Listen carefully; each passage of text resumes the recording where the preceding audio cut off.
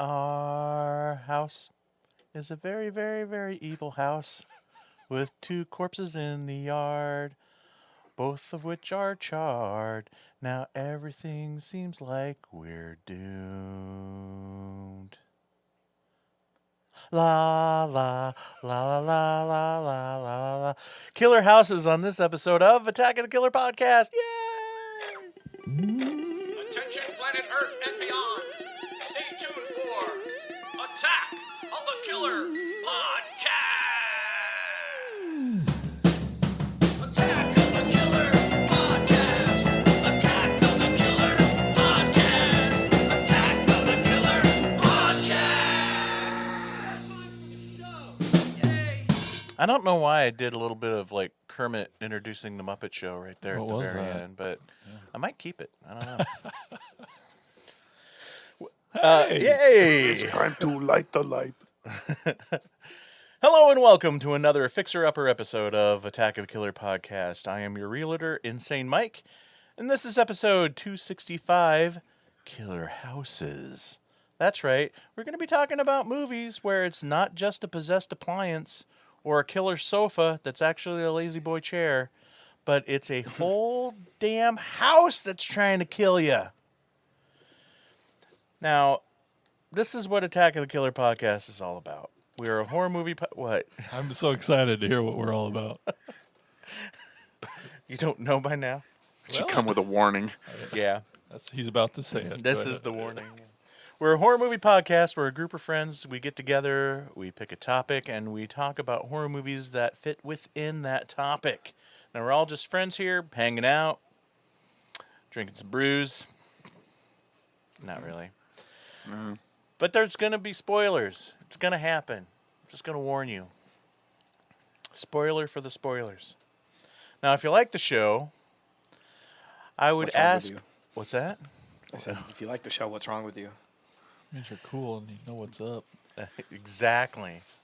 Because of that, we'd like to have your support and have you become an attacker. So if you go to jointheattackers.com, you can pick the level you would like to donate. This is how you become one of the elite fans of the show that we call an attacker. But your support does not go unrewarded. You can get all kinds of perks by becoming an attacker. You can get your own official membership card, certificate, and sticker. You can also get the episodes before anyone else does. And you even get bonus episodes on top of that. Did you know we also had several video series? What?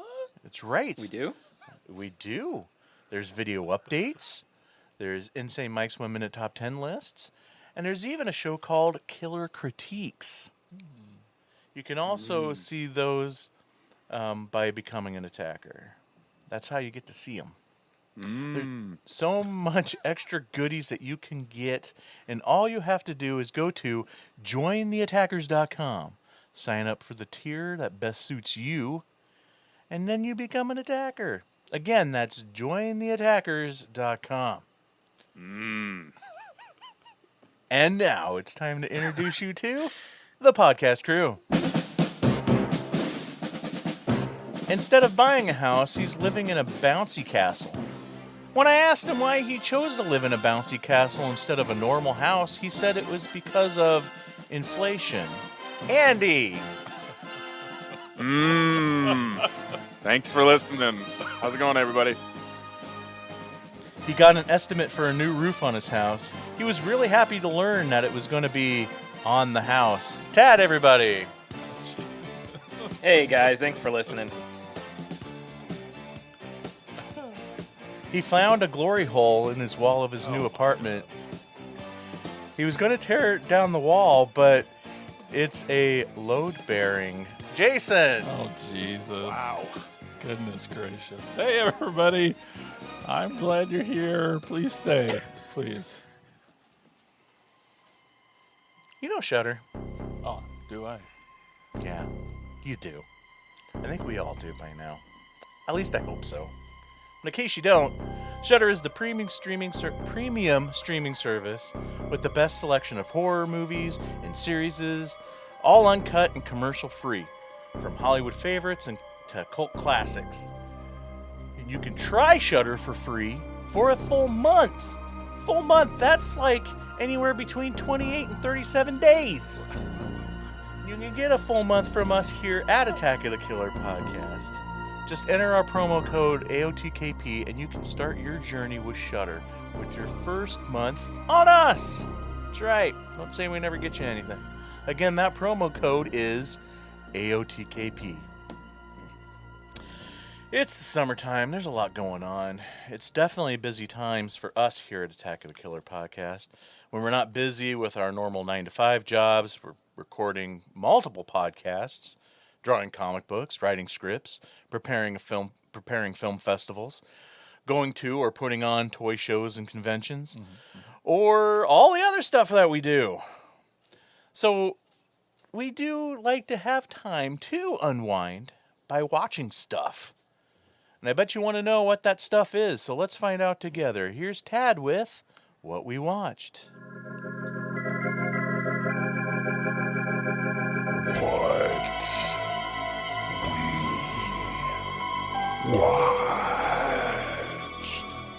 Oh, I hope everybody's watched plenty of stuff. Andy, what have you watched? I got a pretty big list here. I did end up watching Studio 666. It's a lot of fun. Oh, sweet. It's it's a little bittersweet to see Taylor Hawkins, but yeah, I mean it's not really scary per se, but I mean it's more comedic than it is, frightening, but it's just a lot of fun, and if you take it for what it is, it's a good movie. Finished up a couple of series with the wife. We watched the second season of Russian Doll. I was more of a fan of the first season, to tell you the truth. I mean, I suspect that Netflix may not renew it, but it's good for what it was. Been watching Only Murderers in the Building with Martin Short. And it's such a great show. It's so much fun. The chemistry between the three of them is so good. Watched Beavis and Butthead do the universe, and it's exactly what you suspect Is to it get good? from. It's really It's good, not- yeah. Yeah, it's pretty fun.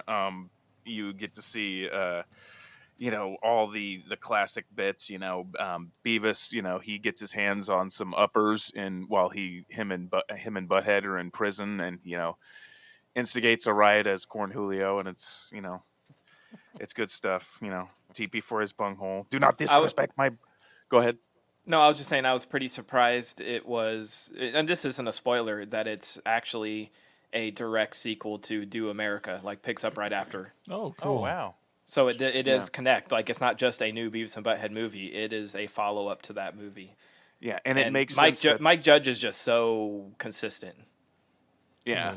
Good. And it makes good. and it'll have you, and it takes place in 2022, but it will explain as to why they are the same age they were back in 1998. And it actually makes sense. So that's one thing that I was worried about. I was just like, shouldn't these guys be like fucking 60 years old by now? I also finished up the third season of The Boys, and I'll tell you one thing right now, and I think I said it last time I was on. The Homelander is the best villain in any movie that I've seen in the last 10 years, in any television series I've seen in the last years. This guy is one grade A son of a bitch. The series is awesome. Jensen Ackles' role in this as Soldier Boy, good. oh my god, he's awesome. It is my favorite show on TV, but it's a photo finish with Stranger Things, which I also finished up. I'm really liking some of the character arcs with particularly with Will, because I am, because I mean my theory is that he's struggling with his sexuality. Yeah, Sure. that's what That's what Brandy was thinking too. And I Um, mean, I guess it's there. I just really feel like, I just really feel like, I personally just felt like this season they didn't know what to do with him. Right. He just was sort of there in the Yeah. background. Which is a bummer Yeah. because I've always really liked Will as a character. So Yeah, I mean they kind of I mean it was kind of like the same thing with and it was more so in this season, but it was same way almost that way in the third season as well, but I think when he had that whole spiel about Mike being the heart of the show, I mean, I would say that Will is probably more the heart because it takes a lot of heart for a person to actually say that and rally yeah, people like the way that he is.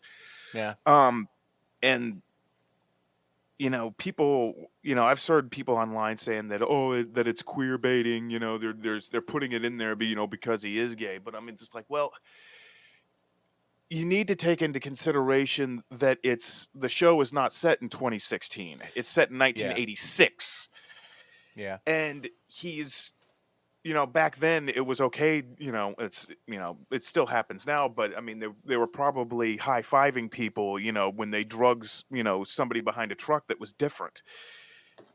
So I mean, I think that it's more poignant that it's in the time frame that this is happening, that he's struggling with this.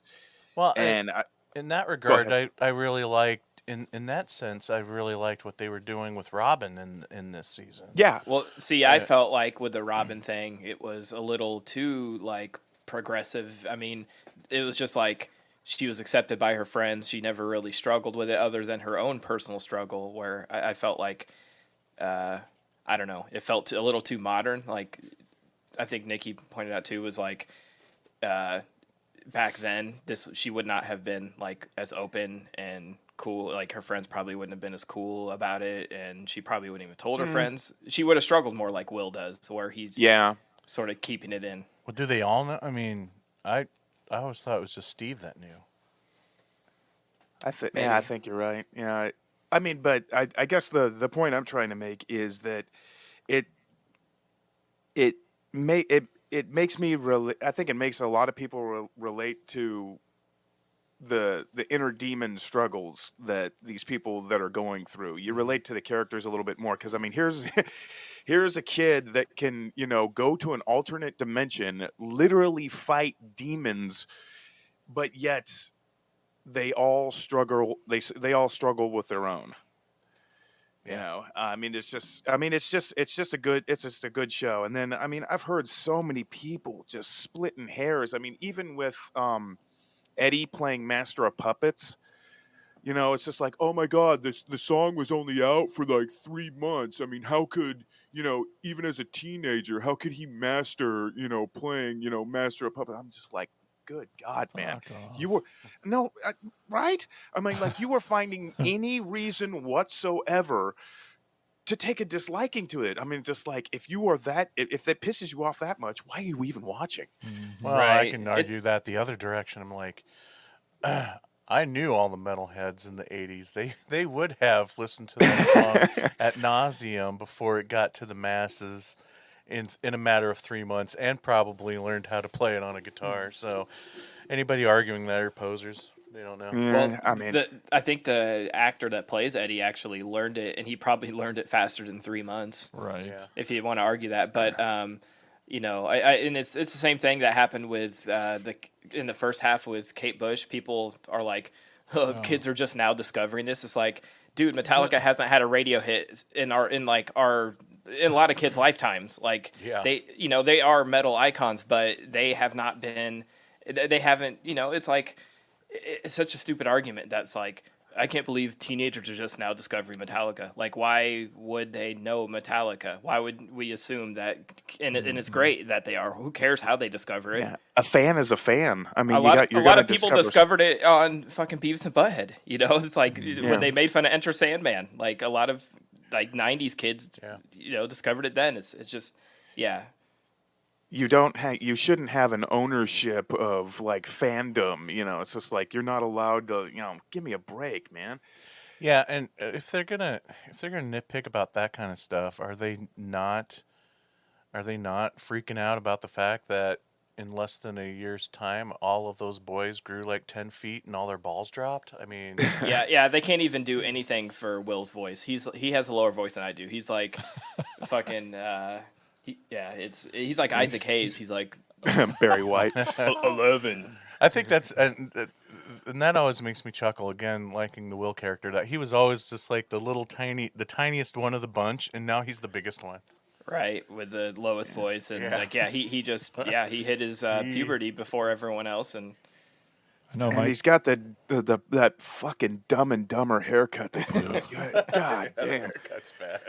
Oh my God, it's awful. The things they do for roles, man. But I know Mike it's, said he loves the big bad in this one, number 1. I do. Vecna, yeah. I do like how they went in this direction with this character, and like I know we're not gonna see the end of him yet, and all this, and Nope. oh, I loved I love the look of his look in the underground, and yeah, he's awesome.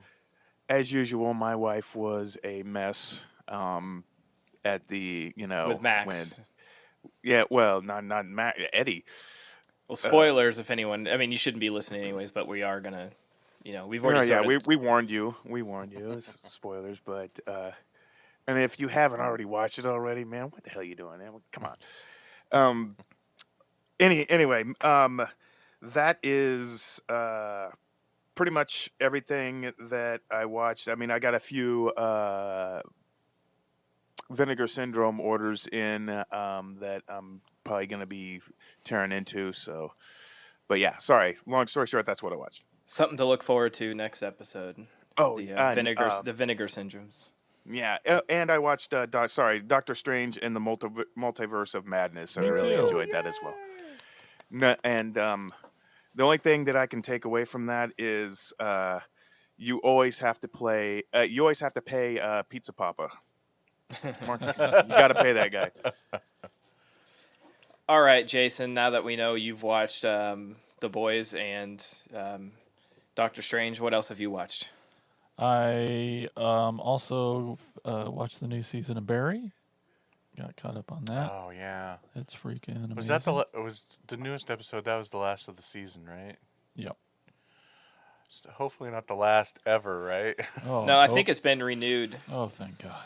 Because what an ending of the The whole cliffhanger. the whole The season, whole though. season's such a Like holy downer shit! of the downers. I'm like, where did all the comedy go? Yeah. Oh, And like, Barry is spiraled bad, and I'm just like, when is he coming out of this? and yeah, Henry Winkler shines and Oh, he's amazing. renewed my love for Henry Winkler. I mean, I've always been a Fonz guy, but yeah, he was awesome in this. And I read an article headline flipping through the internet one day about how he thinks this is the best thing he's ever done, and I would probably have Aw. to agree with him. Well, he's the first time he won a right or Golden Globe or something. So yeah, I mean, critics agree. Yes. Although Yeah. Jump Into Shark was pretty fucking cool. And then I also watched the new movie Hustle. It's a sports movie, so I'll Adam move on. Sandler. No, he doesn't do that voice at all. Who's your again. Adam Sandler in the Hustle? Okay, moving on. I also watched House of Gucci. That was awesome. How liked it. weird was Jared Leto? Jared When is he Leto. not weird? When is he not weird? You know he's in that movie, right? I don't. He plays the Dr. Phil looking motherfucker. Yeah. Who can't design clothes worth of shit? Oh. And he takes I think Old he guy, pisses on the bald. floor or something. Yeah, that's Nope. Jared Leto. No idea. Oh, Paolo. Didn't know that was him. I knew it was a guy wearing makeup, but I didn't know who it was. So he did great.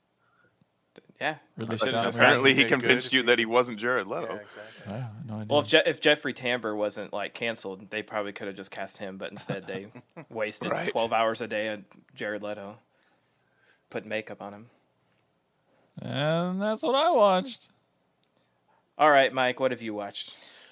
So Stranger Things. Got more to say. No, I'm just kidding. But I did watch Stranger Things as well. I don't feel like I've watched very much. I did finally get around now that it's streaming for free, I did finally watch Scream, the new Scream.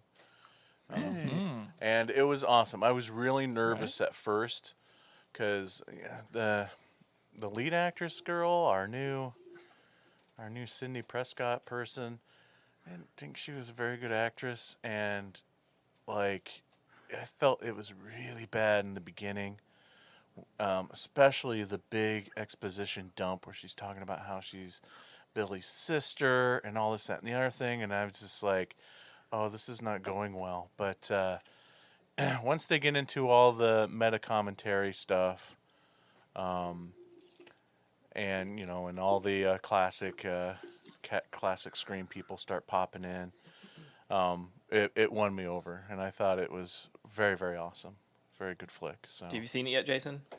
Oh yeah. Oh, it was Okay. great. Okay. That was great. I was making sure. Like, I assume you've seen it, Andy, right? Yeah. I saw it in the theater. Yeah. Okay. Opening day. I know. We both saw it in theaters. I was just trying to remember. I know that for some reason I was thinking like Mike and Jason weren't big on Scream. Oh yeah, we're older. Oh, I like no, the I- franchise. I just Yeah. my argument always is like, why doesn't Sidney Prescott just kill herself? Because it seems like about every 4 or 5 years somebody puts on a mask and tries to kill her and everybody around her. Well, it sounds like she's not coming back for 6. So That's what I heard. Yeah.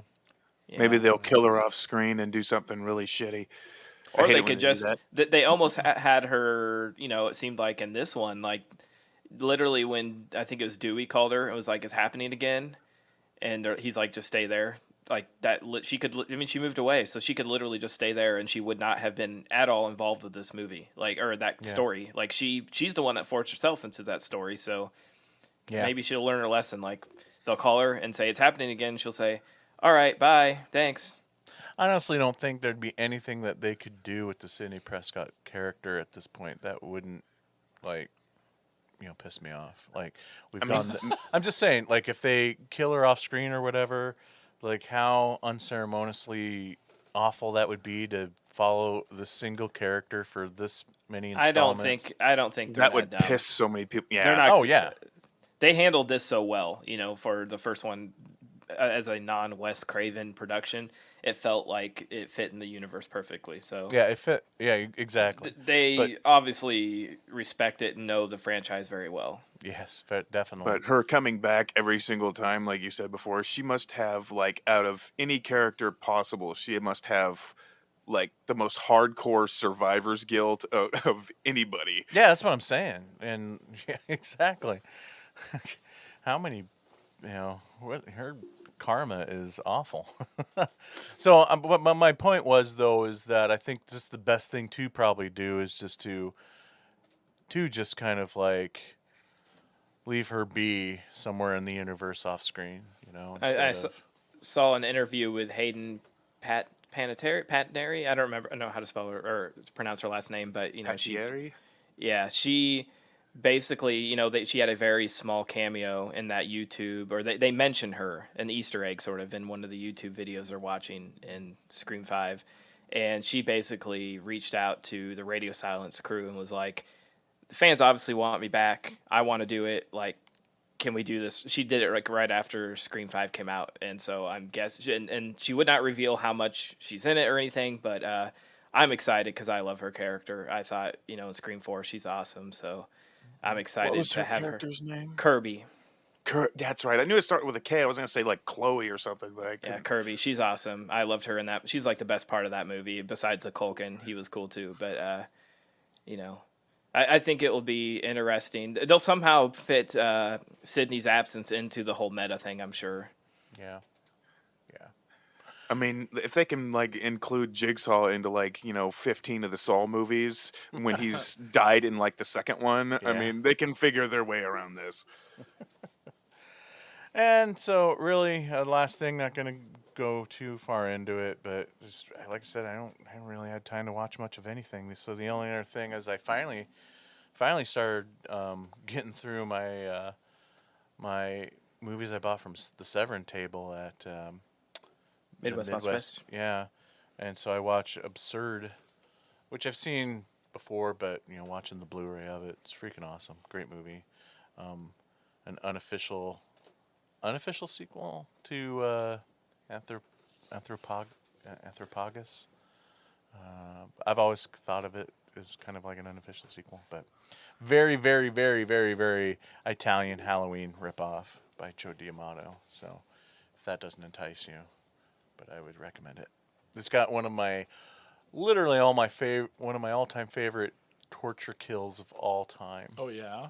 Yeah, the killer takes the babysitter and sticks her head in the oven and holds her down in the oven as he turns the oven on, and it's a little long. I mean, that's typical 80s Italian, You didn't preheat it or anything. Yeah, no wonder preheating. it took so But just watching her, and I mean, they don't get like over gory with it, like head exploding or anything like that, or like big pustulating sores or blisters forming or anything. It just keeps cutting back, and her face just continually starts getting a little bit more and more like charred looking. I just think it's extremely torturous. What a Oh. crazy kill. for real. Love it. Anyway, that's what I watched. Well, hey Tad, Awesome. what have you watched? I've watched surprisingly a ton of stuff because I'm busy doing busy work that, sitting at my laptop working on lists and emails and stuff. So obviously watched all the new Joe Bobs, and the final movie this season was Nightbreed. And I'm like, come on, we just watched it. The same cut too, but it was interesting hearing him talk about it, and he laid out all the different cuts, and great detail on the history of the movie and everything. That was worth it. And it was sort of nice because I could like get other stuff done, go get snack stuff while the movie's on, because I just watched it. So it's sort of like just watching it for his commentary. But right before that, he did one that is infamous in my childhood, which is Uncle Sam. Bill Lustig. I had no idea he directed that. I rented that as a kid all the time just because of the lenticular cover, and it had boobs in it. And that movie is awful. It has to be his worst movie, and that says something. Tad has a short checklist. Yeah, and it was interesting hearing Joe Bob, who had Bill on his show and is obviously an admirer of Bill Lustig. He sort of dug into him in this movie, and he's like, obviously a studio had a lot of their hands on this because it is like all the kills are off screen and it doesn't make a lot of sense. And yeah, it's the precise. It has like all the ingredients I hate in horror. It was like the 1996, like mid 90s direct to video, I think. Bad acting. Just it has a shitty little kid actor. It just has everything I sort of hate. So, but it was interesting, like right on July 4th weekend, watching it with Joe Bob, of course. Shitty little kid actor. Have you seen Uncle Sam? No, I'm just like just the phrase alone cracks me up. If you watch it, you'll shitty little kid actor. What a if you shitty watch little it, kid. you will feel the same. It's this little kid who has this like weird like military lust because his uncle Sam died as a soldier, and he's just this, and he's just this. He not only is the character shitty, but the actor is just like this. In the 90s, like kid actors just had this saying that you just want to fucking punch him. So the movie should be called Uncle Shitty, is what you're saying. Yeah. He also showed the week before Head of the Family, which I'd never seen. Yes, seen I the cut. did watch that one. Seen the VHS cover a million times. Never watched it, and I'll never watch it again. And then he showed Habit, which was very interesting. In that he had Fassender. Larry Fessenden? Yes, he was on the show, and those two talking was freaking awesome. Oh, I bet. Definitely worth it if you have not seen that one. It's not even necessarily for the movie, which is really cool, like a no-budget movie he wrote, directed, stars in, but just those two shooting the shit about independent film and his career and the ups and downs and stuff. Really cool. It's why it's like exactly why you watch Joe Bob. Put those two guys in a room and hear what they have to say for several hours. But I saw one movie in the theaters. I was like, I'm going to take a break from work and turn off the phone for 2 hours and go enjoy The Black Phone. Has anyone else seen it? No? Not yet. I assumed since he didn't list it, but From what I saw of it was really good. I really want to give it a rewatch once it What were you comes guys to doing in the streaming. back of the theater? Oh, Fighting some teenage girls. Bitches. Yeah, we like 15 minutes in, these two girls came in and they were like using a flashlight on their phone to see where they're sitting. They sit like 2 seats away from us. Just loud talking. Their phones going off. They're watching videos. So Nikki shushes them and they start like mocking her back, and it was bad. Then we thought they were leaving, but they were just going out like 45 minutes in to get their boyfriends to come back and sit directly next to us. And so we moved, and yeah, needless to say, it was a really bad theater experience. I really enjoyed what I saw and remember the movie, but it was definitely tainted because I was very distracted and yeah. hoping to see it again. But the look of the movie, the performances, everything was really cool. Sort of surprising. I mean, it's a Blumhouse movie, but it's not as polished as some of them, like you would think. It's very gritty and true crime, which I thought was cool. I won't spoil anything about it. It's based on Joe Hill's short story, and yeah. Black Phone, really cool. I also watched Beavis and Butthead Do the Universe, really funny. And then I watched a ton of television, like series, I guess. Finished The Boys, finished Umbrella Academy. Oh wow. How is the new season? It's fantastic. Oh, good. The Boys and Umbrella Academy have both literally ruined Marvel for me. Like, Thor came out as of recording this a few days ago, and I have no desire to go to the theater to see it because I'm just like, there's Marvel's fluffy. I don't know. I'm not gonna badmouth Marvel, but in comparison to The Boys, I'm like, this is what would really happen if superheroes existed in our world. We would, I just privatize know them. Mike and I were touch and go there with the Umbrella Academy. Did you? I was just going to ask I you, finished- Jason. Did you yeah. finish it? Yeah. I still hadn't finished The it. last. The second season. We were watching it together, and we just got to the point where it's just like, oh my god, you guys. You guys' worst enemies are yourselves, and like we just got so tired of the whiny bitchiness of these characters that we just shut it off. And you finished it, but I still haven't gone back. Now The Boys, I do love The Boys, but I think there's a place for all of it, really.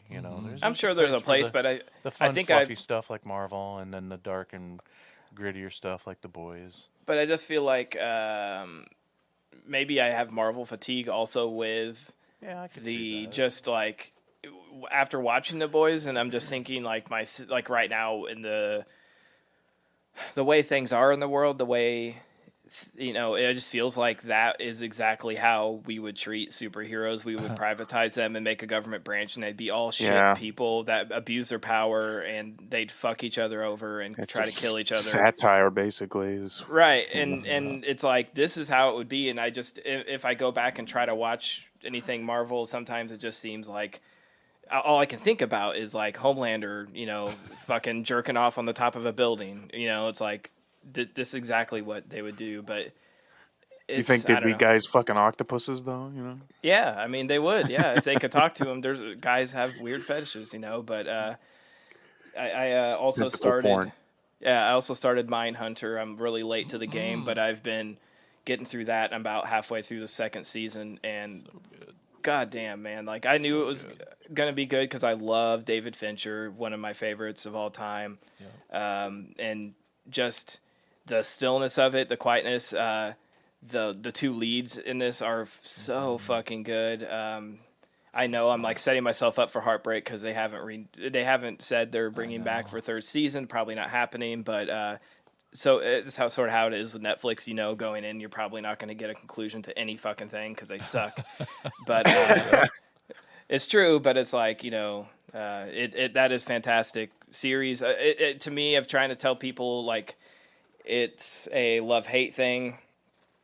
Like, I feel like some people would be bored to death watching it, where I'm, like, absolutely fascinated by the stillness and quietness of it. Yeah. It just has a brooding sense to it, the whole thing. They work in a fluorescent light lit basement the entire series. The whole thing has, like, a yellow tinge to it. It's just something about it, but it's really fantastically written, directed, shot. Everything about it is Yeah, we A+. all love serial killers, so it's really interesting. Like, Well, it's interesting because it's like a look at where that sort of started, like people's fascination with true crime and Profiling. serial killers. Before, everyone had a million true crime series on TV. They would just literally talk, oh, my neighbor's an FBI agent. I want to know everything about him talking to Charlie Manson. And that's sort of, back then we just didn't have access to that. So you literally had to talk to someone who talked to someone. And other than that, I did my 4th of July marathon of Jaws, The Purge, Anarchy, and Blowout. All three to me are must watch every 4th of July. So I think that's all I watched. Awesome. Thanks, Tad. Hey, listeners, are you in position to take a poll? Get your tweets ready. Here's Jason with Poll Position. From now on, like your parents were, you are the secret force of pole position.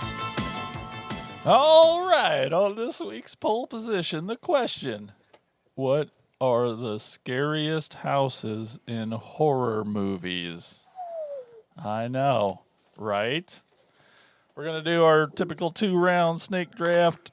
Let's go to the random sequence generator. Here we go. Oh my gosh. Mike's 1, I'm 2, Ted's 3, Andy's 4. Survey says, oh yes.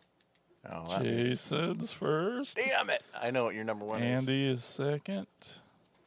Ted is third. What? Mike is fourth. That's bull roar. All right, so I got the first pick. Oh my goodness. Well, yeah, I'm gonna do it. Uh-huh. Texas Chainsaw 74. I had knew to. it. It wasn't even on my list. Oh man, you walk into that house, you're like, uh-oh. Yeah, something stinks. There's a big steel door. The lamps are made of skin, huh? Is that a chicken sound? What is that? It's one of those rare houses in a movie that's just as scary probably to be on set in real life than it was to watch it in the movie. Oh man, everything rotting around you. Love it.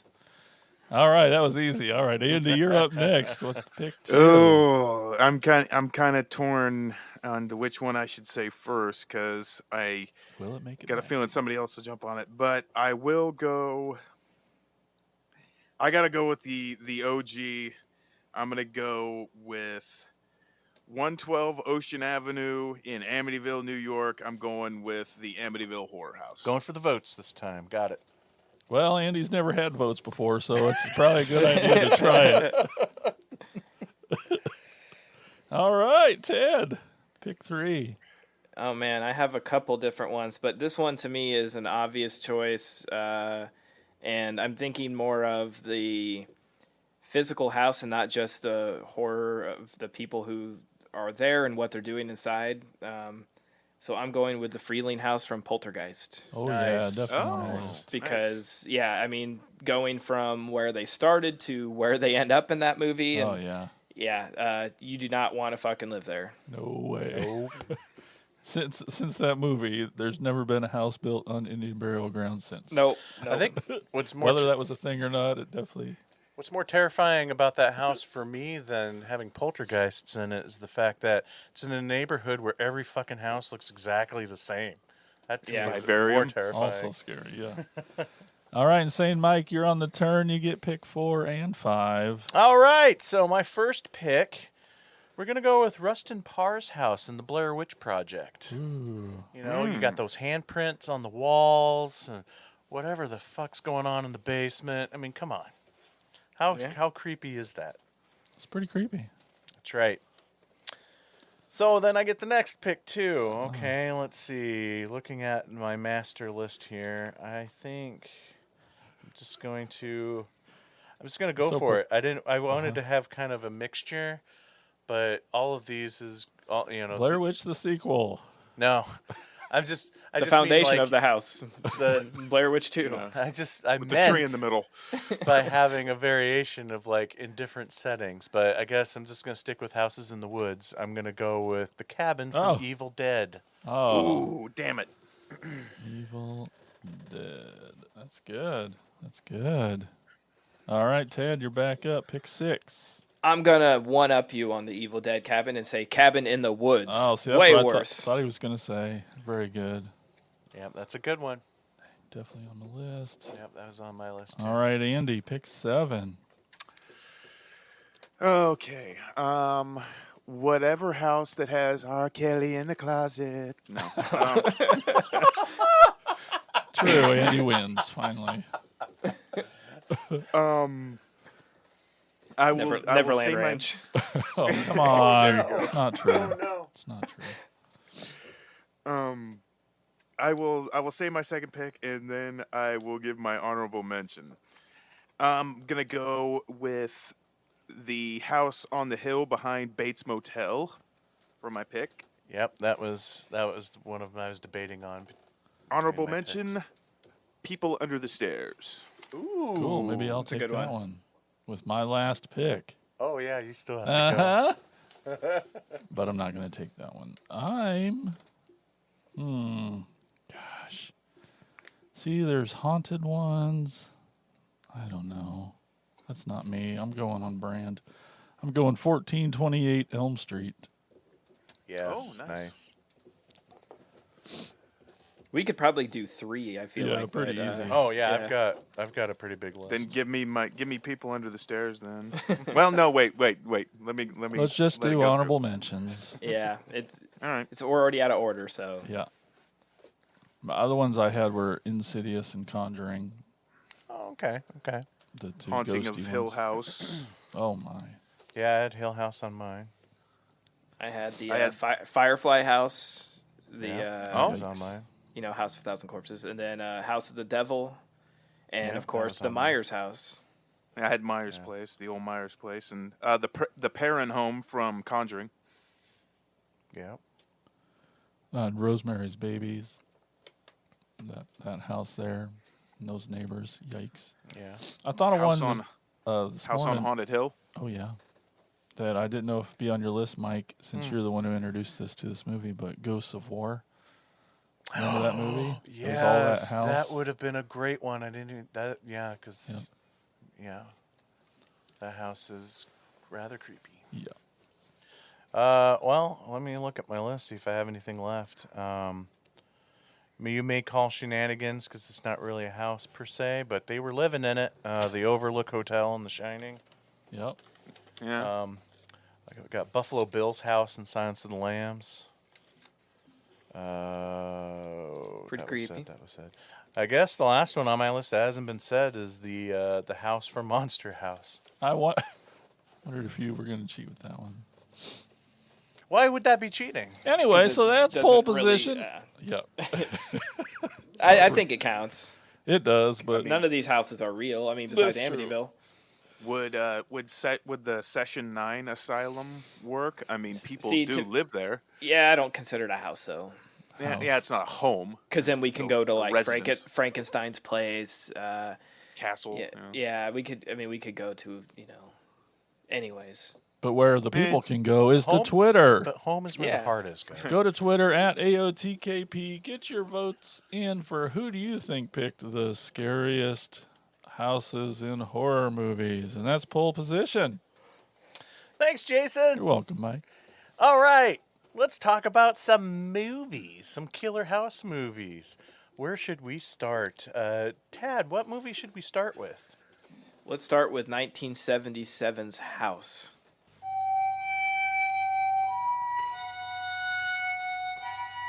House.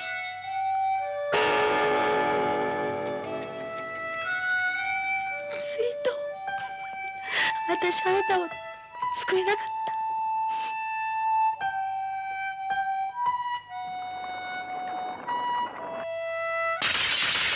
I see in your eyes where tomorrow is hiding in my heart. There's a bell ringing loud at the touch of your lips.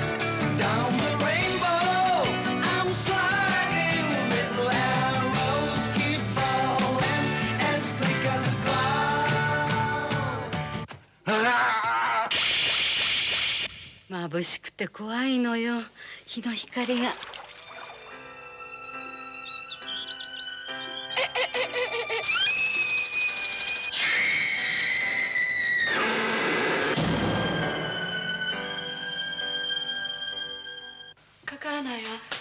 故障よ。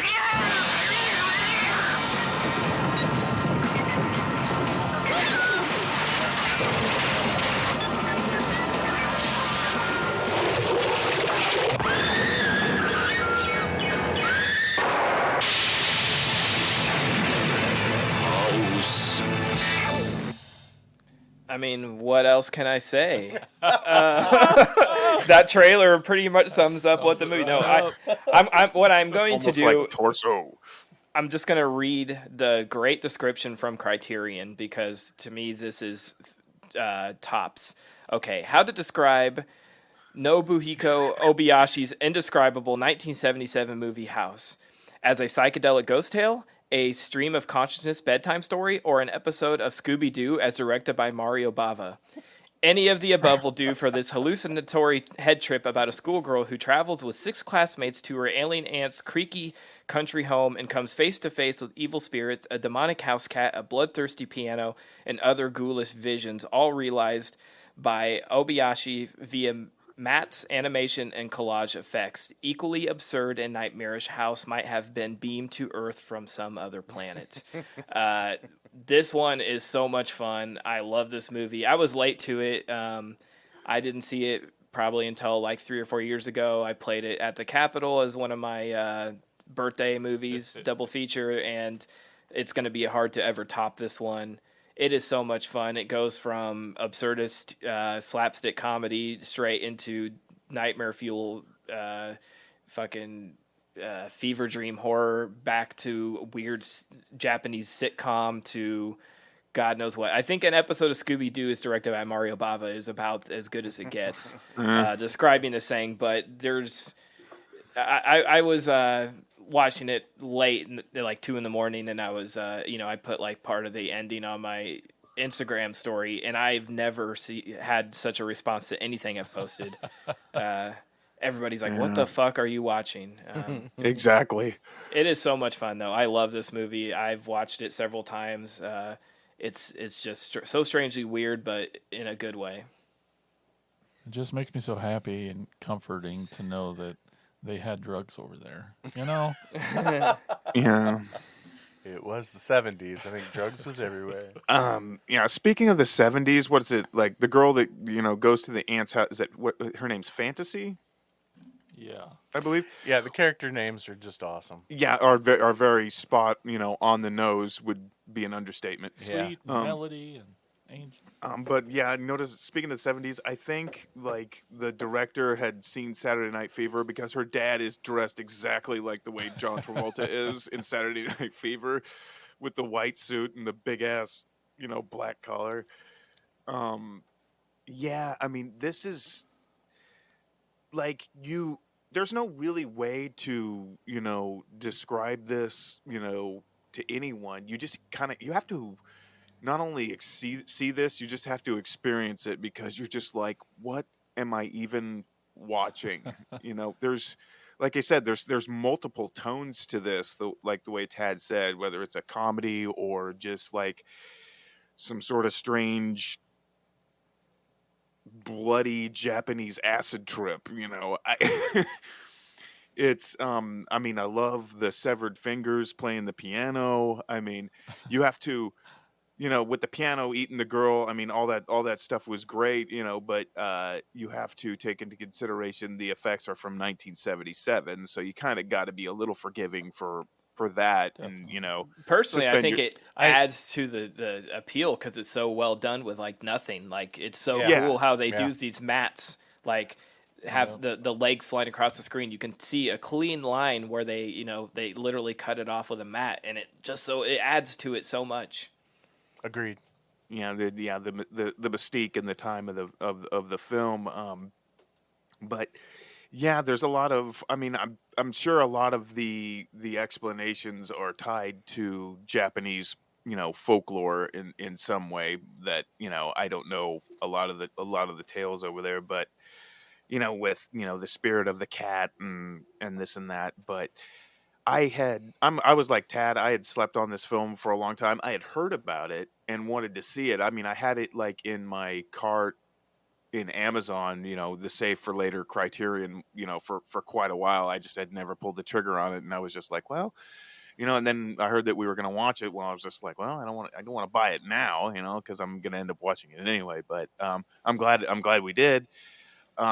Definitely one of the one of the oddest movies I've ever seen. Um, I'll put it above Mystics in Bali, but I mean it's definitely a strange one, but good. This was a first time watch for me. Yay! And so for years and years and years and years, there was a lot built up about this movie to me in my head. And so I knew it was going to be fucked up, right? That's what everyone said. But like, I was expecting something way different and more of a horror and gross. Not so innocently like funny. So the first half of the movie, in a way, I was disappointed. And not really, but I was just like, oh, this kind of fucked up. No one ever told me that. I was, because like in their first year of friendships with Mike, he's trying to make me throw up with every clip he tries to show me of gross and weird and fucked up shit. And so like in my head, I somehow, I don't know, just thought it was going to be more horror. And now Thought it was gets gonna there. be Takashi Makai fucked up. Yeah, totally. And I mean, it gets there with some of that, but I was just like, oh.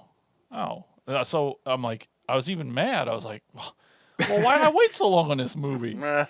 This is innocent, fun, fucked up, great, and I loved it. It was so Yay, great, yay. and definitely by the end, it was everything, man. This movie's so great. I loved it. Yeah, I do too. This is the very first movie I've this is the very first Criterion Hell disc yeah. I've ever owned was the Wow. Blu-ray of this. Yeah. And one of the first Blu-rays I owned was this one. So I do love this movie too. Very, very bizarre, very strange. It could be very off-putting Yeah. if you're not ready for it, because it does every crazy camera trick and editing trick in the book, which doesn't necessarily I loved it though. advance the storyline. A lot of No. it's there for visual weirdness, but that's Being that's okay. creative, I'm just being saying, creative. be yeah. ready for that. Like, even just a 3-person conversation scene still has like weird like freeze frame pauses or layered visuals. It just does not stop on the weirdness. Both not just in story though is what I'm saying. Just visually, the way it was shot, the way it was directed, especially the way it was edited. Love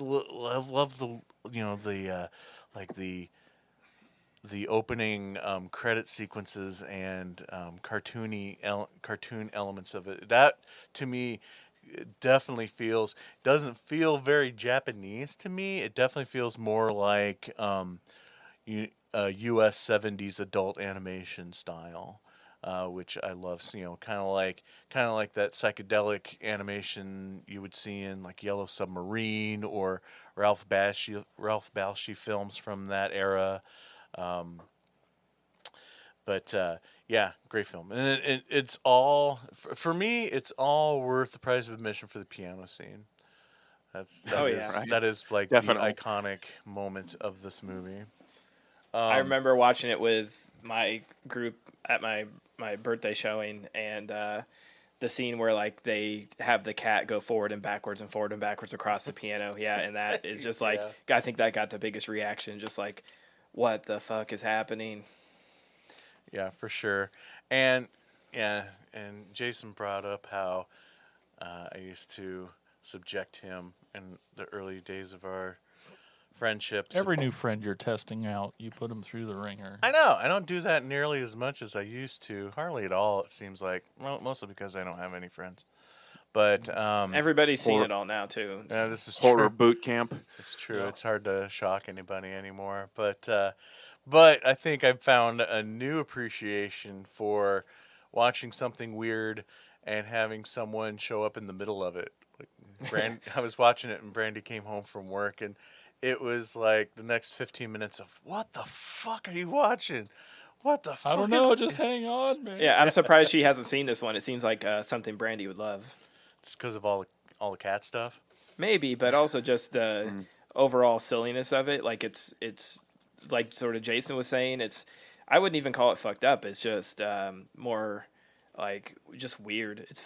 I keep weird calling and it fun silly. because it's just so silly. Like I mean, the beginning there literally is like slapstick bits where that guy is like trying to clean and he gets his foot stuck in the bucket and it's like weird stop motion. It's like why is this in this movie? But I love it. I don't know why. A lot of the stuff that the Munsters used to, do when they're driving fast and shit like that. Yeah. Right? Yeah.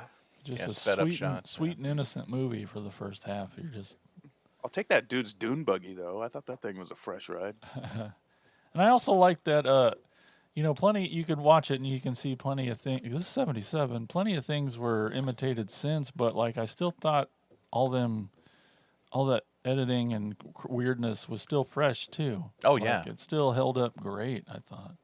Very well. I mean, you don't necessarily see, feature-length films that have that style all the way through. I mean, without seeing the movie and hearing us describe it, you can think of maybe filmmakers like,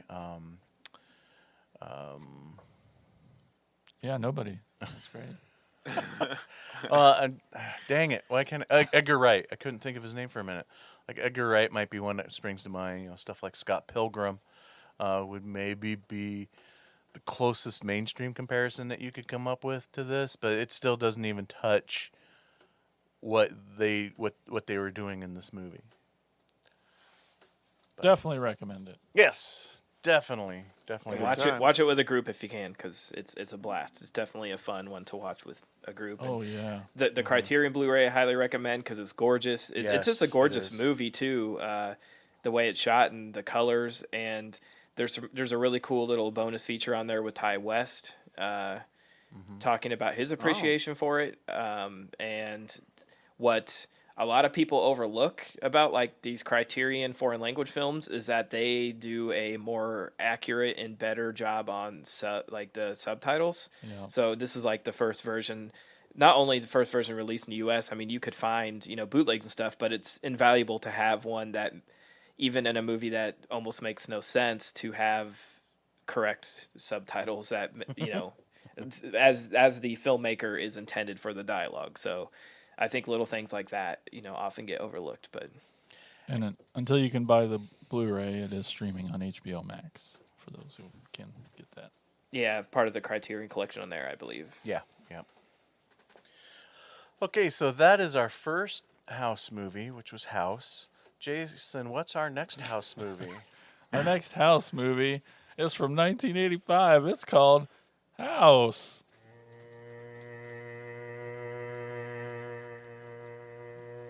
This is a house where no one should live. Roger Cobb has come here alone. But no one is ever alone in the house. Leave while you can. No! Sandy.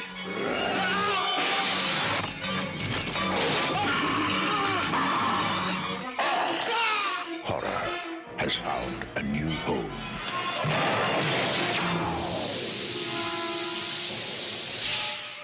House. Enter at your own risk.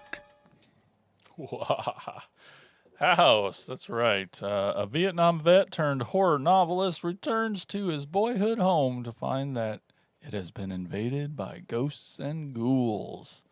Story by Fred Decker, directed by Steve Miner, starring William Catt, George Wendt, Richard Mall.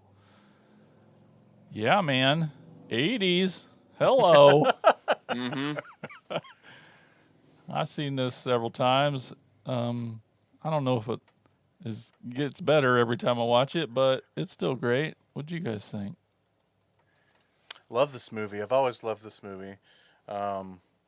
Just because same you thing. love Night Court and Cheers. That's why you Well, yeah, it's doesn't? interesting. greatest American hero. It's Those were three of interesting your that, favorite like, shows. three of the main cast are all actors Sitcom. from TV shows from that era. Uh, and oh man, I mean, I love the effects. I love all the creatures in it. The creature effects. The one for the closet is freaking amazing because it's Yeah. just like huge and it's moving around, and it's all practical. Yeah. You get a little bit of stop motion, some Sam Raimi stop motion action going on in there with one of the creatures, that like pterodactyl skeleton creature that flies into his face at one point when he's climbing through the medicine cabinet. I'm gonna say all the weird stuff that happens in this movie with no context. The little blue woman monster creature that his wife turns into is cool. But my favorite was Zombie Richard Mole. Oh yeah. That makeup is freaking awesome. I Yeah. remember the first time I saw that, and this was before Friday 7 came out, and I'm like, that could be a killer Jason Voorhees, undead Jason Voorhees makeup, because it's just freaking awesome. You got the exposed ribs and the face and the Eye socket. And, yeah, the eye socket and the articulation of the face. I mean, that's got to be some thick appliances to do what he did, but I'm assuming it's still Richard Mole under the makeup. I can't confirm that. pretty I big know dude. a lot of like people before there was an official Part 7 Jason action figure, or vice versa. Like people have used the Part 7 Jason action figure to make a custom action figure of him. Oh, Costumes nice. and Wow. stuff, because the bodies are so similar. It's like you could basically change some of the clothing, throw a hockey mask on it, and it's very close. Yeah, yeah. Did John Carl Buechler do the makeup for I was this? going to ask if you knew who did.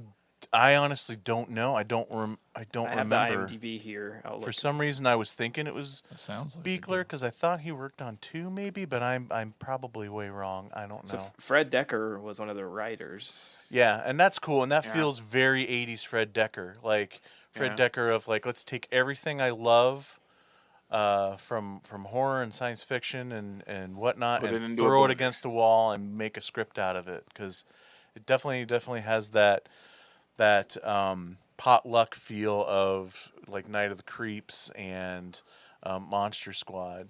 But it definitely has that a Friday theme to it, because it was produced by Sean Cunningham and the And- music by Harry Manfredini, which, Yep. Jesus, I swear it's legitimate lifted from Friday. Yeah, if you walk into a room and somebody's watching this and you don't look at the screen, I'm like, what Friday movie you watching? Uh-huh. Because And then you look up and you're like, oh, Jason is not wearing his mask. and he's And wearing he's, army fatigues. What's going Yeah, on? he's a Vietnam veteran. And he's at the Cheers bar? Okay. Shouldn't he? Talk, and George Wendt just looks so badass talking on that hot pink phone. Did you know Doesn't that? he? Speaking of Cunningham, I wanted to touch out that you got kind of a couple of mainstays here. The detective, when he's kind of interviewing Nicky Cat. I mean, yeah, who is that? William Cat, yeah. And his wife, after their son is missing. That detective is the same actor who, at the end of Friday the 13th, is, we didn't find any boy, that guy. He's And- still out there. And that's right. And you also had Stephen Williams as the black police officer. Who Cop ended up number being- 4. Yes, he ended up being Creighton Duke. In in Put the Jason hot Goes to dog Hell. through a donut. Yeah, that makes me think of a little girl in a pink dress putting a hot dog through a donut. I like to believe in the same Cunningham universe that cop was actually Creighton Duke, and then he started believing in the paranormal and became a bounty hunter. So, Could be. I guess there's not much that you guys haven't already said that I would like to add. But yeah, this is it's a fun movie. He's got a really good looking neighbor. There's some Master of the Universe toys, which I'm sure that Jason liked. Yeah. Um, yeah.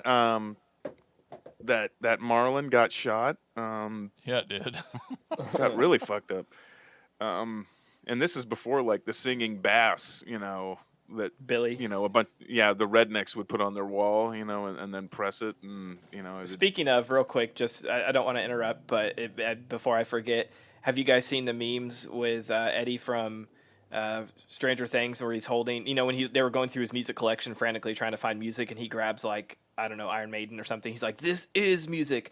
People have been photoshopping stuff into his hands where he's saying, "This is music," and someone put the Billy Bass thing that's on the wall, the singing fish in his hand, and it's like, "This is music." Jesus. Anyways, Yeah, if there was anything that I would want to like hit with both barrels with a 12 gauge, it would definitely be Billy Bass singing as opposed fish. to the Marlin. But yeah, it's a good, it's a fun movie. It's just like he's, when he said that body was like an apricot tree that he had to bury, I was like, oh god. But yeah, it is what it is. It's an 80s movie, man. I worked, not to go on a big Billy Bass rant, but I worked at a retail store that carried them in the late 2010, what was it, like 2006 and 7 probably, and we had a whole end cap of those goddamn things, and anytime a customer walked by, they would all go off, and there was like 100 on the shelf, and so 8 hours a day I just hear that thing be like, "I'm all right. Don't gotta worry about me." It just, I'm I don't Big even Billy remember what the fuck Bass.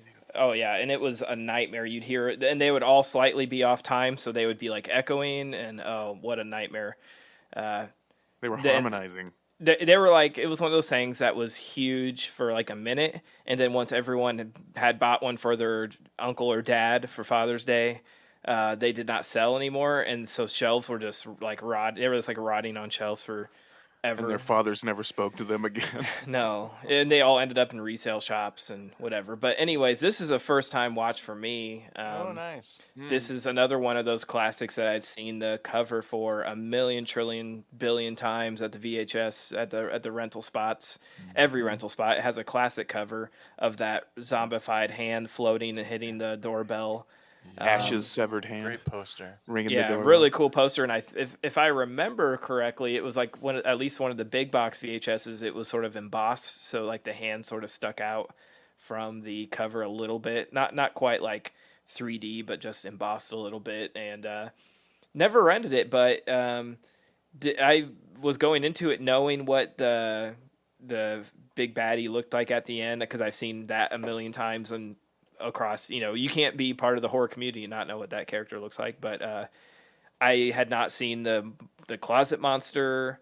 I did not know George Wendt was in this, so that was a joy. I love him. Oh, yeah.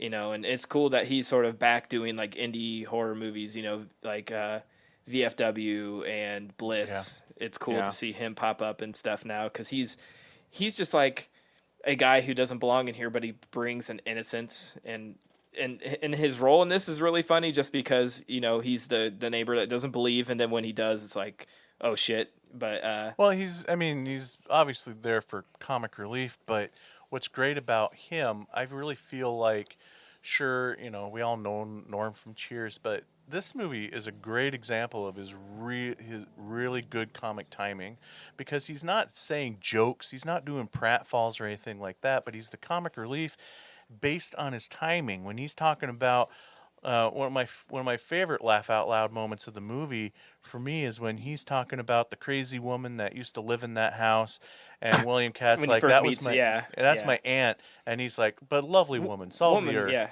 And his timing on that is perfect to get a laugh. On paper that wouldn't have read funny, but based on his timing on that, and his deadpan look when he realized he just got caught bad mouthing the guy's aunt, it's perfect. Very, very underrated comedic talent in my opinion. Even though we all know Norm. Yeah, it was a lot of fun. It was like a good mixture of horror. I mean, it definitely feels like maybe sort of in the Evil Dead universe where it's combining comedy with horror, just not as extreme as that and not as well done, but it's still really fun. And I can see why it has a cult following and, is one of the beloved horror movies from the 80s and definitely something I'd rewatch again and add to the collection. So, Yeah. A couple notes I had that I wrote down. That blonde neighbor is a horrible mother. I mean, not only does she... Oh, yeah. just leaving the kid, yeah. With a total stranger who, when she first meets, is digging large holes in his backyard. And before, the part that always bothered me, even ever the first time I ever watched it, is right before she leaves with her kid in the care of the greatest American hero, she finds them both coming out of the bathroom together and the boy is crying. To me, that would be a pretty big red flag.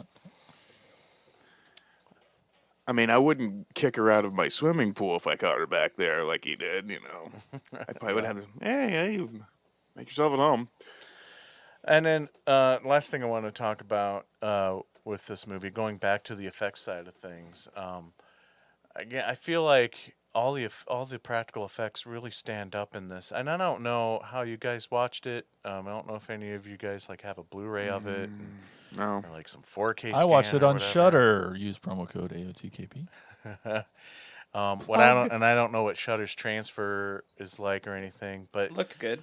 another one of my favorite effects from this movie is when the tools from the tool shed chase him around, and they're all like, because again, it's all practical, and I saw some behind the scenes. I don't remember where I saw this. I saw a behind the scenes making of this movie somewhere, and they were talking about how they did that effect, and it's just literally and I really, this was the first time I really learned the use of this technique. Is they just literally hung all of those tools on monofilament, on fishing line, and the part that it impresses me is you can't. I don't know if you could see them in new beautiful scans or whatever. If you could see those lines or not, but I've never been able to see those fishing lines. And one of the things that they showed you in the behind the scenes is once they got them all hanging, then they went back with black spray paint and spray painted the monofilament with a hint of black, so the white fishing line wouldn't reflect the light where you would see it. And so I always thought that was just a great way that they shot that to really fool you in that those are actually floating tools there. They did this similar thing to track the trajectory of the spheres in Phantasm. Oh yeah. I did want to add with another thing with the tools. I thought like the reaction of William Katt's character when he almost gets shot with the harpoon gun was pretty mild. The guy just shoots it. He's like inches away from it. He just kind of looks at him for a little bit, like That's another comedic thing, yeah. I'm like, my God, if my wife did that, I would be fucking livid. I'd be like, are you out of your fucking mind? And he's like very chill about it with almost getting impaled with a harpoon gun. But oh well. He was in Nam. He saw some shit. Harpoon gun ain't nothing. Which is also cool. Like everything around that house is kind of set up to come into play later. Like the harpoon gun, the fish on the wall, the floating tools, all that stuff is you see and it's set up. That to me, that's always good storytelling. Anything you show in the third act needs to be set up in the first act. So. Yeah, gotta have a payoff. Yep. All right, Andy, what's our next movie? Our next movie comes to us from 2018, and it is called House. No, I'm kidding. It's called Await Further Instructions. Can we not do this? I want to meet them. Come on. It's so good to see you. Full house this year. Well, maybe this year we can have a proper family Christmas like we used to. This country used to be great till all them Johnny Ahmeds and Bobby Bongo Bongos started coming in. Mr. Milgram, that's not fair. You come in here with your two Kate, I'm warning you, don't shout at my girlfriend. Here's what we do. We'll get up really early before they do, and we'll just go home.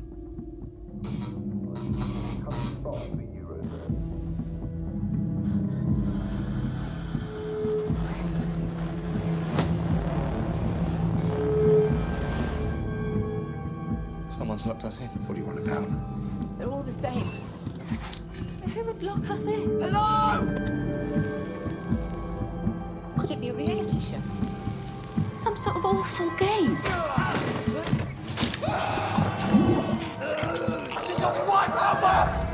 Ding dong merrily on high, in heaven the bells are ringing. Ding dong merrily the sky is written with angels singing. I'm your son!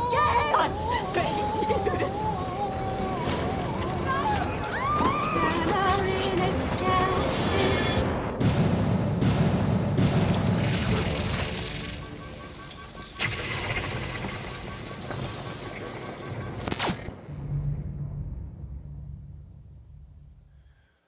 Okay, it is Christmas Day, and the Milligram family wake to find a mysterious black substance surrounding their house. Something monumentally is clearly happening right outside their door, but what exactly? An industrial accident, a terrorist attack, nuclear war? Descending into terrified arguments, they turn on the television, desperate for information. On screen, a message glows ominously: stay indoors and await further instructions. As the television exerts an even more sinister grip, the paranoia escalates into bloody carnage. Okay, this is a first watch for me, and I really, really, really like this movie. Yeah, this ruled. Sweet. It's very, very self-contained because it all takes place in the house. Um, Also, the description failed to mention that there's pipes going into the house, which they suspect to be oxygen, but that's clearly not the case. Obviously, you can hear from the trailer that this family is severely, severely dysfunctional. But the mother is kind of like the glue, trying to get everybody to get along because she obviously loves everybody. But you have a father and son who do not get along. You have a grandfather who is obviously racist, but he can scrub his own balls. When you hear him in the movie. Um, it's To me, this came across as very like it could have been a Twilight Zone episode. Uh, and it's these movies appeal to me because I like the self-contained movies, which is why I dig movies like Cube and Evil Dead, the original one, and um just the paranoia and the arguments, they get worse further on because they think that they should be doing what the television says they need to. They can't eat any in the food in the house because it might be contaminated, because they're just going by what this television says because they cannot physically leave their home. It's surrounded by this metallic yet uh it's metallic yet it's kind of animated, and it looks like black rope licorice. That's like that's the best way I can describe it, with the twines and stuff. um Obviously they begin to hurt each other. The guy tries to get one of the Scott, I believe, the musclehead boyfriend of the sister, tries to get out. I mean, it literally chews off his fingers. So they cannot get out of this house, and they're already dysfunctional, and they do not get along. So I mean, the tensions there before they're even anything bad starts to happen. Uh, for instance, Nick brings home I believe is she Pakistani, the girlfriend. I'm assuming that's her nationality. Yeah. which immediately the granddad does not like. Racist fuck. Yeah, he's a fucking prick in this movie. Um, Although as soon as I but saw David Bradley in the movie, I was like, "All right, this is gonna be good. That dude's awesome." Yeah. As an actor, fuck this as an character. actor, yeah, the character's a dill hole. But yeah, it comes across very Twilight Zone-y to me. Obviously, there's a lot of death. And arguments lead to the sister Kate having a miscarriage, but the baby is still alive. I mean, it's just it gets full tilt crazy. I got a lot of when the father dies, and the house the whatever surrounding and the structure of the house gets in there. I got a lot of I'm instantly reminded of Dr. Chalice in Hellraiser 2, because it's on the back of his head, and it's going through his mouth and kind of animating him to walk around. But yeah, I had never heard of this until we were supposed to watch it for the show, but I'm very, very glad we did, because I really, really enjoyed this movie. I will shut up now and hand it over to you guys. Mike, you really outdid yourself on this episode. 3 Oh, bangers, thank you. man. Thank you. And did might have redeemed the reputation of the show in my wife's eyes, because I convinced her to watch this one with me. She watched one? Yeah, she was like, I'm watching a movie, and she's like, it's a podcast movie. I'm like, yeah, but it's a newer one, and watched it, and she enjoyed it too. So it was like, okay, like you're back on the good graces for now. Yeah, I mean, she's seen. Give him time. That's right. Yeah. She's seen Hasu before she was there, and enjoys that one, loved that one. So it's like, I think she would have enjoyed House too. But this was a good one to watch, and I fucking love this too. I love how weirdly relevant it is now, with the whole like every sort of the TV telling people you need to take this shot, and they're all sort of like the house is divided. I mean, how did they know that this came out in what 2019 18? Holy right shit, before, right? Yeah. And look at how things are now. But foreshadowed a lot of yeah, stuff. exactly. And like Andy said, very it added a level of fuck this to it. Right. I mean, sure. as is very Twilight Zone, Black Mirror, Yep. turning basically this house is turning all the people against each other, and they're not realizing that they're sort of being bamboozled. And then, when it turns, I love the ending, not something I saw coming, because it was like, nobody could have seen that. This is sort of based in reality, and then we have this big fucking what's the I'm trying to remember the movie we watched where there's like it's like on a maybe a little bit of that, but also on the boat where that big I think it might have been on our like ocean episode where the big like robot person turns like sort of a big robot monster. I don't know. Oh. It's not Triangle.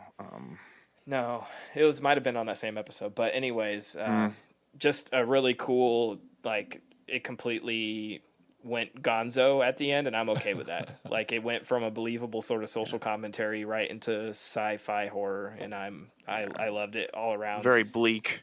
Yeah. Cool as shit. I'm surprised no one. I'd never heard of this. Don't really hear people talking about it. And right. And it's a Christmas movie, so yeah. I love right. Christmas horror. So. Oh God, I did completely forgot about that. Yeah. Yep, first time for me. Definitely loved it. Started out great. Really was just loving it with Nick and Angie. All in with them too. They were great. Fuck the family. Fuck them hard. And then the movie really starts going to shit, and I thought maybe the dad would have a moment, but nope. He leaned into his shittiness that his dad made him into, and it just cut out his fucking eyeball. Jesus. So worse and worse and worse, and which really made me hate this movie. So I didn't like it but then, what I know spoilers, but when the main two get it at the end, I was like, fuck, I'm out on this movie. I hate this. Hate you, movie. I was following you. I was great. And then it's like, what? What is this? What? People are being animated by wires and carried around the house. This is an alien species inside a TV. What? And so I was like, all right, this is pretty cool. So I was definitely back in by the end, but a roller coaster. I liked it. It's great, and definitely would recommend it. But gosh dang, And it's hard. I noticed, like, when you cared, a lot more when, like, some of the characters were done. I was like, I didn't give a shit about Kate because she was a bitch the whole No. fucking movie. But when the mom Oh went, I was my. like, oh god, Poof. no. Yeah. Splat. And they made that a very Yeah, Kate emotional dies off scene, screen, her but kill, Mom, yeah. she gets popped. The movie I was thinking that's- of is Virus with Jamie Lee Curtis. Oh, yeah. Oh, okay, yeah. It made me think of those monsters. But anyways, the one movie that Jamie Lee hates the most. I don't mind Virus. cool designs on the monsters. Yeah, that's for me almost worth the price of admission.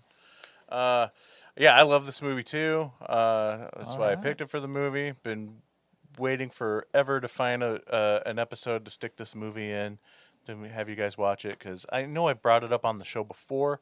I can't remember if this was a random watch a couple years ago that I talked about on what we watched, or if this was actually from my 2018 end of the year picks. What? I don't know. Probably not, but like if it wasn't and I watched it later, it would definitely probably be in the top 5 of my favorites from 2018, because I really, really love this movie and been championing it for quite some time, and was happy to finally find an excuse to have you guys watch it.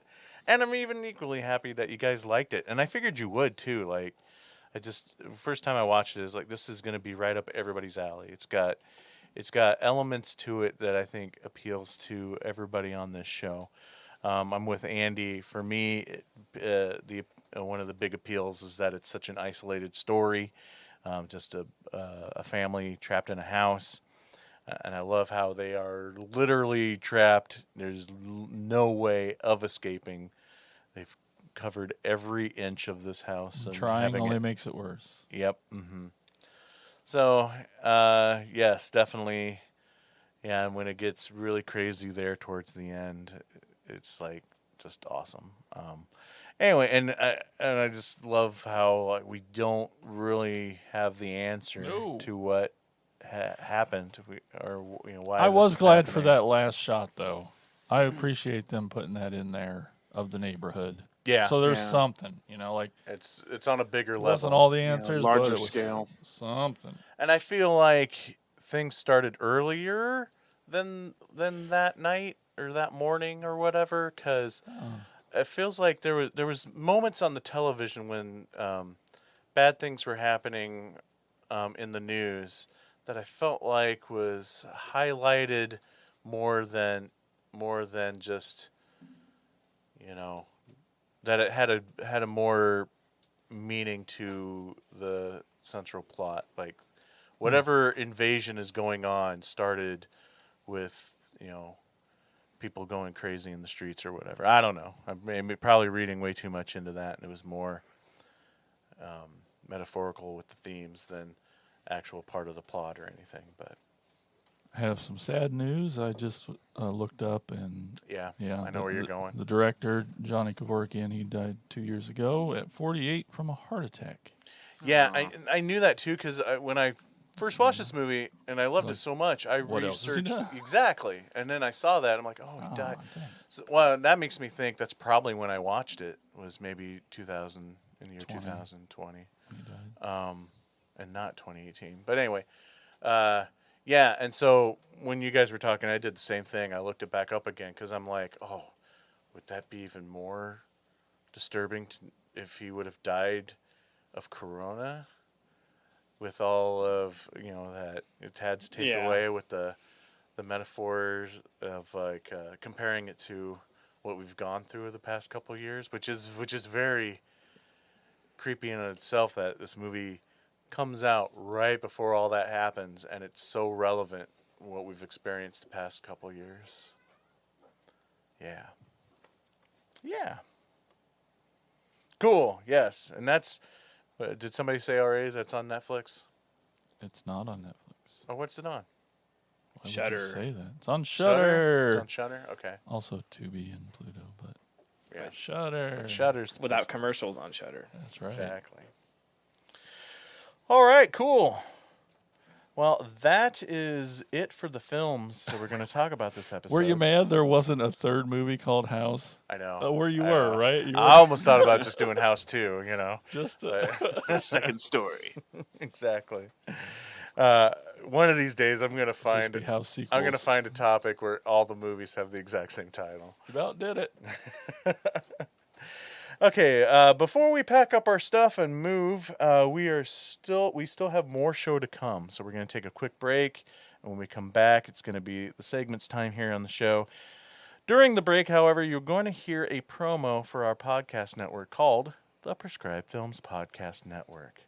The PFPN is now home to 31 shows. Oh my goodness. Including the Bad Movie Bunny podcast. Oh yeah. Every episode of the Bad Movie Bunny podcast reviews horror and thriller movies, but is the scream you hear your own? Check out the Bad Movie Bunny podcast and all the shows at thepfpn.com. We'll be right back.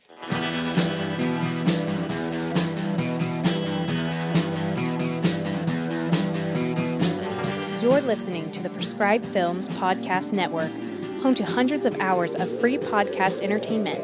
The shows on this network all have a common goal, providing you with the best discussions about movies and other forms of entertainment media. The PFPN hopes to fill your earholes with audio joy. Visit our website with links to all the other amazing shows at www.thepfpn.com. Thanks for listening.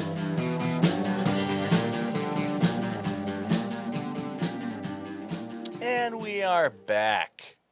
Did you miss us? It is the segments portion of the show, and we're going to start off, as we always do, listening to what you guys have to say, the listeners. So here's Jason with shout-outs. It's time for Shout-outs! Shout-outs! Shout-outs! Shout-outs! Shout-outs! All right, shout-outs. We asked what your favorite killer house horror movies, and these are your answers. And speaking of Bad Movie Bunny podcast, here's Lisa with the first shout-out. She says, House. The 1977 Toho House, or Houseu, that is. Can anyone top a flying severed head and being eaten by a piano? No. Answer? No. Can't. Nope. Can't Nope. top it. Not gonna happen. And then Mike Franklin, he says, I always had a fun time watching House 2, the second story. Yes. The first one was amazing, too, but the comedy in the sequel just really tickles me. What's crazy is, so House 1 has George Wendt in it, Nor from Cheers. I knew it. And, Here we go. and the second one doesn't. That was it? Yeah. Well, I thought you the would second return. one actually has George Ratzenberger from Cheers. Oh, he was from Cheers 2? Okay, all right. Yeah, so it has another No, Cheers, not alumni. Cheers 2. Come on, Mike. Moving on. Over on the Facebook group, we got Jacob McLaughlin. He says, that's Attacker Jacob, that is. Houseu is one of my all-time favorites. It's a beautiful celebration of chaos. I also love the original 1963 version of The Haunting.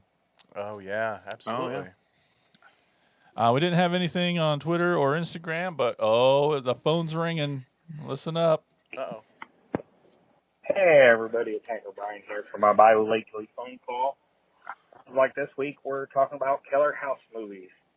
And if any of you are a homeowner, you know being a homeowner of a house can be killer with all the projects. Sounds like killer house movies. I always think of House, the whole House series, but the fondest memory I have is watching the Japanese House movie at Tad's birthday party a couple years ago. The first part of the movie is like a K-pop episode of whatever show that the K-pop stars are in, and the rest of it is just like a crazy Evil Dead kind of cat, who the hell knows what's going on kind of thing. Hope you guys have a good week. Bye. Oh, yeah, Tad's legendary birthday parties. But that's all we got today. Remember, you can also give us a call and leave your voicemail. Get on the show. You can call us at 415-952-6857 or 415-95-AOTKP. Leave that voicemail. We'll play it on the show, and that's shout-outs. But we are not done yet. Oh, no. What's he going to have in store for us today? I heard that the one series might be done. I don't know. We're going to find out. Well, it's time for Saints Picks.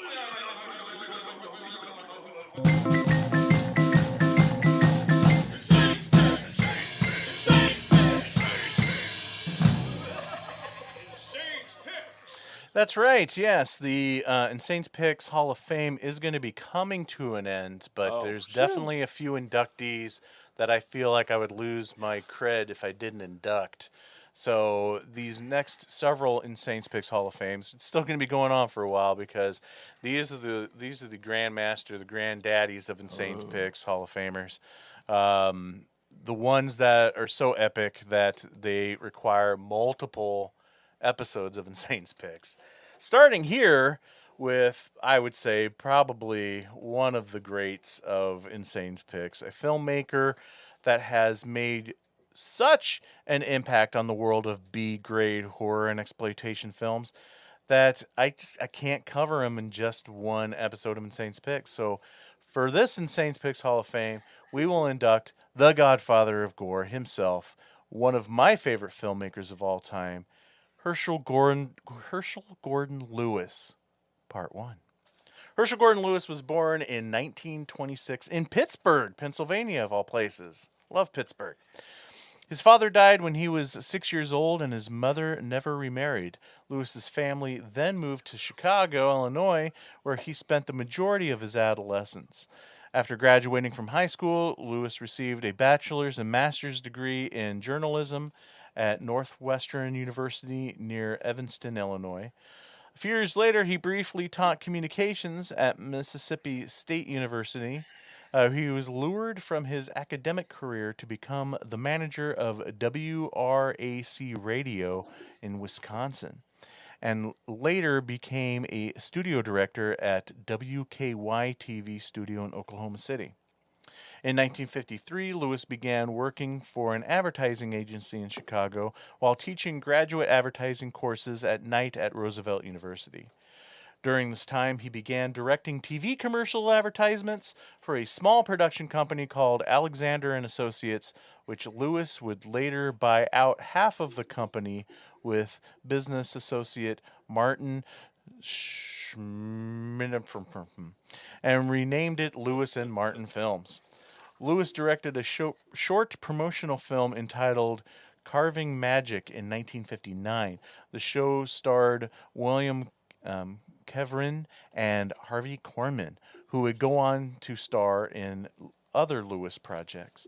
In 1959, Herschel first met David F. Friedman when David was working in Chicago pitching for producers for his first low-budget film, The Prime Time, in 1960. Lewis and Freeman quickly formed a partnership with Freeman in charge of obtaining production financing and Herschel Gordon Lewis directing the films.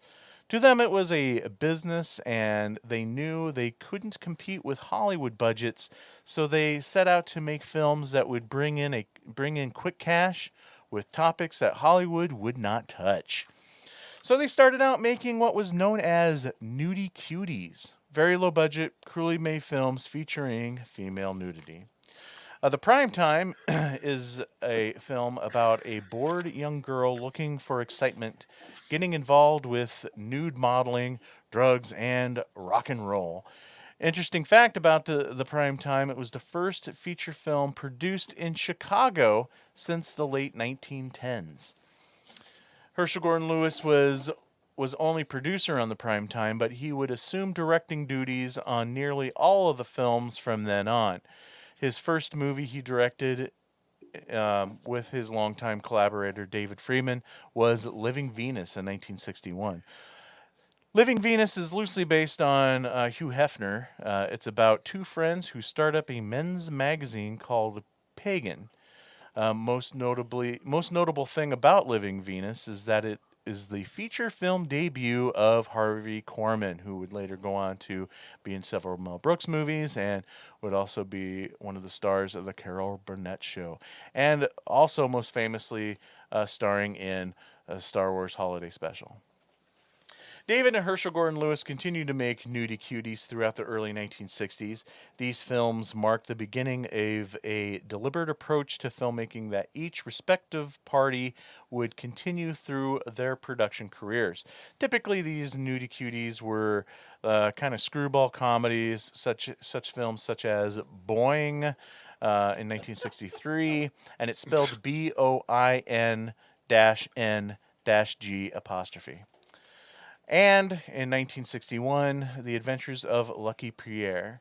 Now, The Adventures of Lucky Pierre is a film made for a budget of only $7,500, which would become the duo's first great financial success, as it made 3 times its budget upon its first release. Because film restrictions had not yet allowed for sexual depictions in film, Lewis and Freeman's would figure out any way possible to make movies with nudity on a next to nothing budget. This led to them to invest in nudist camp subgenre, which is a subgenre of the nudie cuties, with films like Daughter of the Sun in 1962, Nature's Playmate in 1963, Belle, the Bear and the Beautiful in 1963, and my favorite, Goldilocks and the Three Bears, B-A-R-E-S, in 1963, which was billed as the first nudist musical, and as far as I know, the only one. With the nudie market beginning to wane, Lewis and Freeman racked their brains trying to come up with the next big thing to exploit, and entered into uncharted territory with 1963's gore classic, Blood Feast. And that is where we will pick up next time for part 2 as we induct Herschel Gordon Lewis into Insane's Picks Hall of Fame. Yeah, do I save the applause till the end one? I don't know. I don't know. Yay, it's about time you get the old Hirsch in here. I know. It's like I said. It's probably why you started the Hall of Fame, and then kind of. There's those I don't know. I'm just random number here. Top 10 icons for me, and never covered them because I just felt like they were too obvious. But now I'm coming to the end of this. I'm like, I've got to talk about them. Yeah. So we'll see how long this is going to last, because I'm excited about moving on to the next chapter of Insane's Picks. Cool. But yeah. That is it, though, folks. That's it for this episode of Attack of the Killer podcast. What's nice about this particular episode is I feel like it has a lot of replay value. You can actually play a drinking game with this one. Anytime anybody says house, take a drink. Because I think the word house is probably said more than the word attacker for the first time in any episode. And with that said, I want to thank the attackers for being supporters of the show. Tell your friends. They can go to jointheattackers.com and also help support the show, because it just really helps the show grow and become bigger and better. And we thank you and we love you for it. And we love all of you for just listening to the show. It's awesome. Leave reviews and all that fun stuff. Mm-hmm. But thanks for listening, and get out of our house already. I want to go to bed. Bye-bye. Talk to you on the next episode of Attack of the Killer podcast. Oh no, could this be the end of? Attack of the Killer Podcast.